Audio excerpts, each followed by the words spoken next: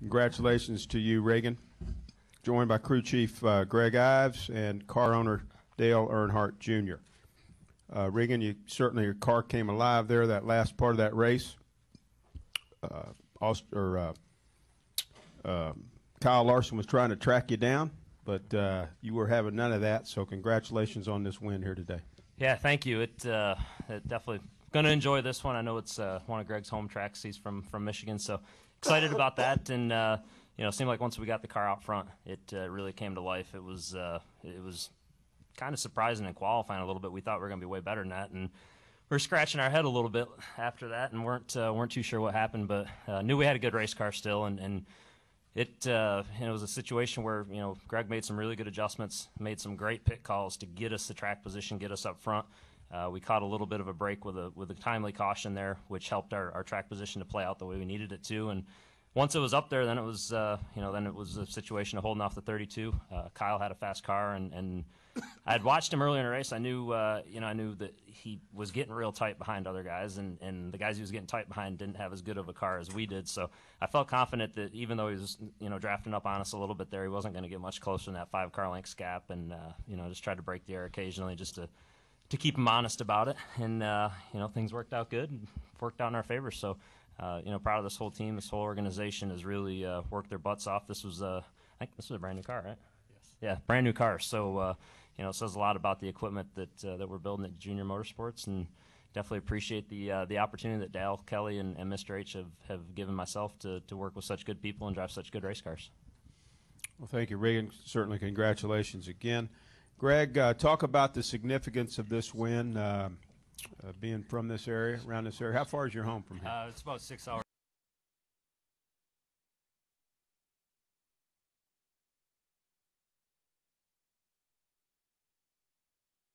North. I'm actually from Upper Michigan. Well, like I said, you're still Michigan. You're in the state, yeah, right? Yeah, I'm in the state. I kind of said it's my state. 6 hours from here? Close, just not my hometown. That's a big state, isn't it? Yeah, it is. Okay. It's definitely. Well, congratulations. Talk about how this team really came on here, and really how this team right now is just leading this series, doing a terrific job on the way trying to win this nationwide championship. Yeah, I mean, it kind of was a frustrating weekend, actually. Coming in, we knew that the tires weren't going to fall off a lot, so I kind of had some plans to, try to get better. We've been, just trying to build a notebook and just try to get a little bit better each week. And I came here with a different package than normal, and it didn't really work out very well for us. And we struggled with speed. Regan wasn't very happy with the car. And we kind of had to, after about 3-4 runs, we kind of made the changes, and the road guys did a great job getting the car set up properly, and we went back out and we picked up lap time, and from that point on, you could feel the tempo of the guys kind of pick up. You could feel Regan's confidence in the race car pick up, and that was kind of the key moment to the weekend for us. And it's just all about confidence in the race car. And, if you look back at, the pit call we made to try to get him on the front row, as we've been trying to do each week, whether qualifying or not. But I think he got the confidence in the race car that, hey, this thing is really fast, and, I can trust it, and, I have the ability to do what I need to do with it. And, I think it's just all the guys coming together, building confidence in each other, and that, no matter, what hole we dig ourselves into, no matter how down we can get, no matter if we're lacking speed, qualified 20th, stuff like that, that we don't get flustered, and we realize that, hey, this is an opportunity for us to show our strength as a race team, and eventually an organization in Junior Motorsports. And like Regan said, brand new race car.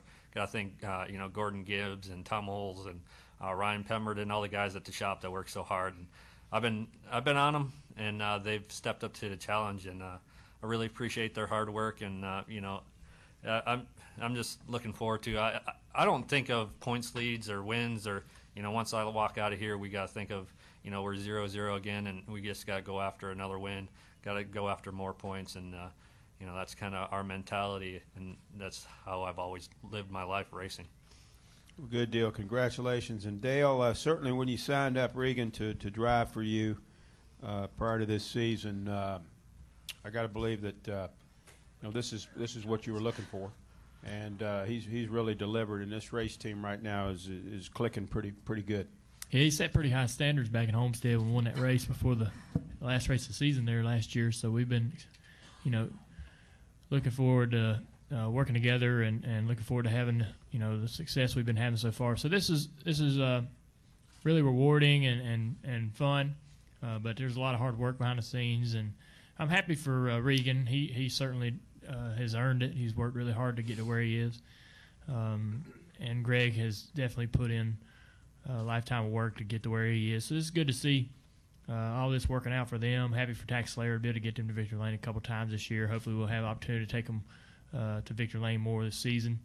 But that's long overdue for them as well. So it's just a big thrill for me and my sister and Rick to see the success we're having. And I think something that we got to remember too is I was in Victory Lane and saw Doug Ducard. Him and Steve Letarte had a lot to do with the behind the scenes changes we made in the off season to help us sort of get guided in a new or better direction. Certainly bringing on the pieces of the puzzle like Greg and the drivers and everybody else, and kind of changing the culture in the shop was a big deal. But Doug and Steve both really kind of put a lot of extra work in that really wasn't required of them, or they stepped up to the plate to help, and we've made a lot of good changes that have got us in a good position right now. Hopefully we can have good success throughout the rest of the year and continue to learn. And this team is getting to the point to where some of the stuff we're doing and the success we're having will become an asset to what Hendrick does on Sundays. That's the biggest the biggest thing that we really need to try to accomplish is to where the information is going both ways. That'll really be a great thing when we can help them as much as they've helped us. Okay, we'll take questions now. We'll start right here with Mike. If you raise your hand, Mike, right there. Regan, I know you said you didn't know Jason Leffler well, but you're donating, the part of your winnings to the trust fund for his son. He was a battler and never gave up, and I guess you haven't either. After slipping out of Cup and then down into Nationwide, you've shown, that side of you. Can you just talk to us a little bit about, your struggles and perhaps Jason's?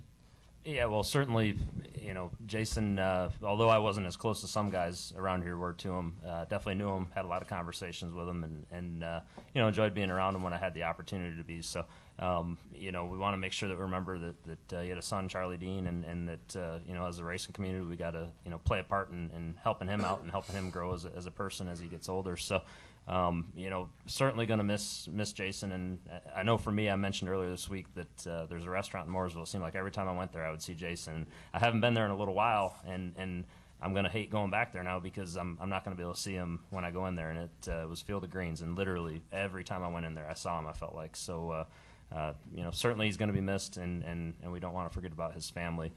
As for the struggles and taking a step back, I think last year, whenever everything started to play out, this is, when you look at opportunities and you look at the opportunity that Dale and Kelly and Mr. H had at Junior Motorsports here, and it was a pretty easy decision for me.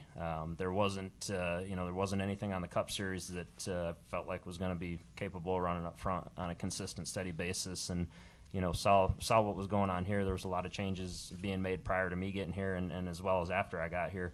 I felt like that was going to be the smartest move and the smartest thing to do, and just fortunate that guys like Greg Ives and all the other guys we've got in the shops, the good guys that we've already got there, and then the good guys that we complemented them with and added in are a part of it. And I'm the one that gets to drive these race cars, but they're pretty awesome race cars.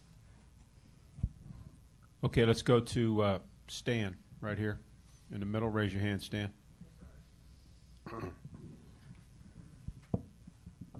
I have two questions. The first one is for Regan. Regan, you were here yesterday, and you were talking very much about how good your team is and how really far behind you were not from Sprint Cup competitors out there and their teams and everything. Could you expand on that a little bit more? Because it seems today that you proved that you're right on the mark. Yeah, well, I think that conversation was more about, you know, what we thought about the Sprint Cup guys being in the series, and you know, I feel great about it. I felt like we had the right balance of Cup competitors and nationwide competitors. You take the Cup guys out, and it doesn't allow nationwide guys to learn, and it doesn't allow us to strive to get better week in and week out. And you know, that's the ultimate goal is to always get better. So when guys like Kyle are in the field and some of the other Cup guys, Joey and on down the list, it makes everybody perform at a higher level, and that's what we want to do. That's what the goal is. So, you know, I'm glad that they're there, and glad that we beat them all today. Okay, and for Dale, a little bit personal maybe, but you saw your father in his years when we did not stand up and talk about drivers who unfortunately had lost their lives. It's totally different now, and I could be wrong, but I think you've seen both sides of how that's done. What do you think about what we do today? As far as recognizing? Recognizing, yes. Well, I think that it's a totally different world, you know.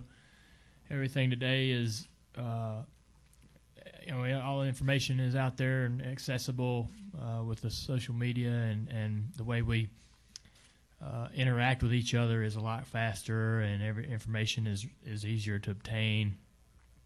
So I think that that's changed the way we communicate as individuals, and so everybody, nobody has, you know, it's not as uncomfortable or awkward to really speak about some subjects and recognize some situations, and specifically when it comes to recognizing, you know, people we've lost, or you know, it comes a lot easier, and I think it's a process that's not as difficult as it was years ago. I think just because the way society's changed and the way we all communicate and view each other. Thank you very much. That's just a guess. Let's go back here, far man in the corner, camera guy, and then we'll go down to Bob. Just how did the weather play a factor down the stretch? A lot of guys were breaking early. I mean, what was the strategy for you guys, and why do you think it worked? I'll take that one. Yeah. Well, you know, I've had a lot of different situations, you know, over the years of, you know, weather and how it plays into it. And, you know, we had a good group of guys with, you know, Boswell, and they were feeding me information. I had a radar on my screen, and I saw it breaking up. And, you know, none of my strategy really came off of whether or not the rain was going to come. It was more or less the strategy to get him up front, see what the car was going to do, and get him confidence in the race car. And you know, the rain, you know, if it would have came, you know, and rained us out, it happens, you know. But I wasn't going to guarantee myself anything on the rain. It was more or less just try to get him up front and get him comfortable and confident. Let's go to Bob. Raise your hand, Bob. I have a couple of questions. First for Regan. After you won at Talladega, you took the lead in the points, and then it's been kind of had like 7th place finish, 9th place finish, 10th place finish, but you've been building on that points lead. Have you been feeling good after those races, or have you don't look at Greg because Greg's giving me an answer. I bet you his answer is the same as mine without even looking at him. No, we didn't feel good, and you know, I think every time we go to the racetrack, we want this team to be the team that's up front, that's leading laps, that's contending for wins. And you know, I think last week we got to a stage in the race where we were about where we wanted to be, and it just didn't transfer to the end of the race, and we didn't get the result that we wanted at the end. But certainly it's not, you know, it's not lack of effort or anything like that. We've been working our butts off. It's just a matter of we're still trying stuff, we're still learning stuff, and some of these places we go, we're getting a notebook. I know neither one of us had ever seen Iowa before last week, so if we were to go back there next week, I guarantee we're going to have a car that's top 5 capable. We had a car that was top 5 capable the other day. It just didn't work out at the end. So we're, you know, unless we're winning every race, we're not content, and you know, that's what we're striving to do as a team and as an organization. With that said, some of those races in there, Bob, you got to remember also that Casey or whoever was in the 5 car maybe had a good race, and that shows as a company where we're at and what we're doing. I think, any one of those that maybe we didn't have the day we wanted, he did. And it was, it was good to see that across the board we've got speed. And for Dale, this happened yesterday afternoon after he came in, but I don't even know if you've heard, but the U.S. House of Representatives voted to keep military sponsorships of sports teams, and I was curious, kind of just, I don't know whether you worry about it anymore or, kind of your reaction. Well, last year we were able to, put together some, some figures and numbers that were, could stand behind our argument. But, our comments are that National Guard recruiting is as strong as it's ever been, and we feel like that the money that they spend in our program and how effective we are is important to that and has a direct effect on that. So I think people are starting to see that now. We, in her, doing and that everybody that's been opposed to that doing what they've done over the last couple of years, they've brought the argument to the surface to where we've had to really come up with some numbers and figures that stand for what we believe, and that's really helped our argument. Pete Pistone from MotorRacingNetwork.com and NASCAR, SiriusXM NASCAR. For Regan and Greg, Dale and Letarte talk about their communication and the connection that they have on the Cup side. What's working for you guys? How would you describe the way you guys are working together, both of you? I'll talk this first one. I think it starts out, I think we kind of read each other a little bit better starting out. Regan has his days of mental toughness that I got to get him through, and I have my days of mental toughness that he got to pick me up. So, it just kind of works together, and when there's situations of disarray on the radio or disarray on the racetrack, we have to figure out who's going to be the calm one. And, there's times, that I have to be it, and there's times that, he has to be it. So I think it's just knowing that balance of how we have to work together, understand, who has to be the bigger person at that certain situation. And, for me, I feel like, just being the calm one, the steady one, and just being even keel, whether we're winning races, whether we're qualifying or finishing 10th, we just got to stay the course, be steady, be confident that we're going to, figure something out, or be, humble when we do win a race. So it's just that certain thing that I think we found that clicked right away. And, I don't think it's perfect yet. I don't think it's something that we can say we don't need to work on, but each week we find something that helps each other out. Yeah, I think Greg answered it well, and then it's a situation where I've got a ton of respect for him and what he can do with a race car, and when he changes something or when he says this is how it's going to be, I don't worry about it as a driver. I know that that's factual, and I know that that's how it's going to be, and I go out there and it always is. So that's something builds as time goes on. Fortunately for us, I think it was fairly good from the start, and it's only gotten better. I can promise you that usually the one that's having to be calmed down is me, because he's about the same as he is up here. I don't know that I've ever seen Greg too excited about anything, but from a standpoint of getting mad or wound up, on the inside. Okay, well, you do a good job of not showing it. So, so he keeps me calm at times in the car when I need to be kept calm, and there's tons of examples of that I'm sure people have heard. So, and outside of that, even situations like today, we didn't qualify like we wanted to. We're kind of scratching our heads because we knew what we anticipated running and we didn't run it.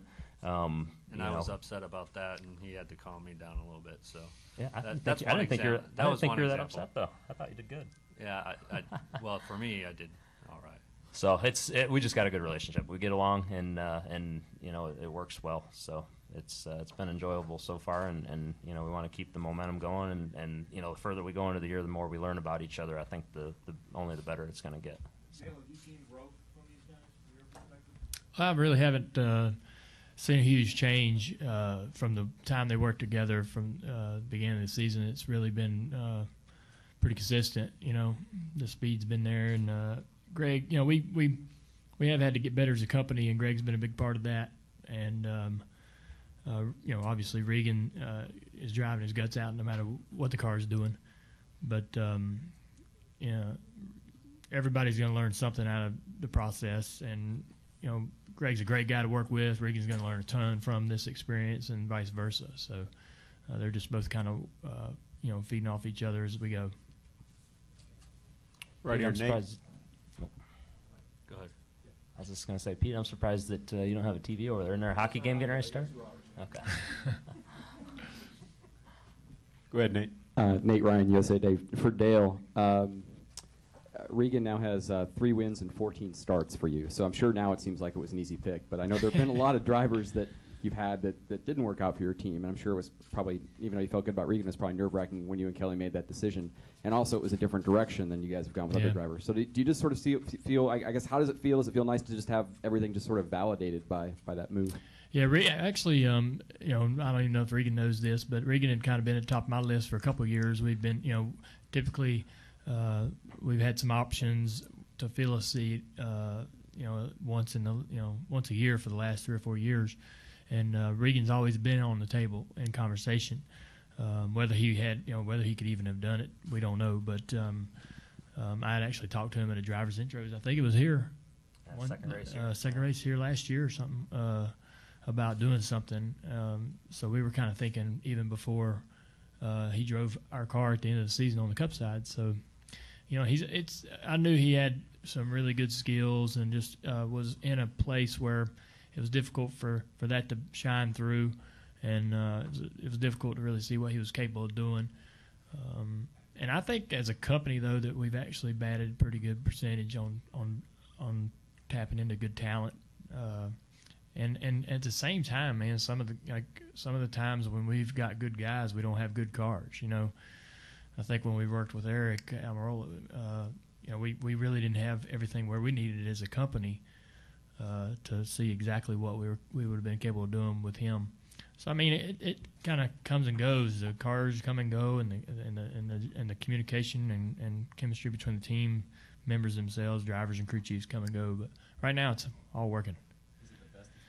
It's as good, I think, as it's ever been, for sure, and it has great potential to succeed our biggest expectations. Obviously, with the points lead, we're really excited about our opportunities this year to see about winning a championship, but a lot of racing left. But it's as good as it's ever been, for sure. Any additional questions? Over here to Mike. We'll finish up. Just one for Greg. Whereabouts in UP? I'm from Bark River, Michigan, which is about 30 minutes west of Escanaba. Bark River, yeah. Does anybody know where either one of those places are? Is that an Eskimo in there? Is there Eskimo? Well, 6 hours Escanaba from here, Eskimos right? are that's the mascot for the Escanaba Eskimos. So they're everybody landed in Iowa. They're like, man, this is kind of desolate and not a lot. I was like, yeah. Take this and spread out a few more houses. Go on the dirt road at the end of it. That's where I live. So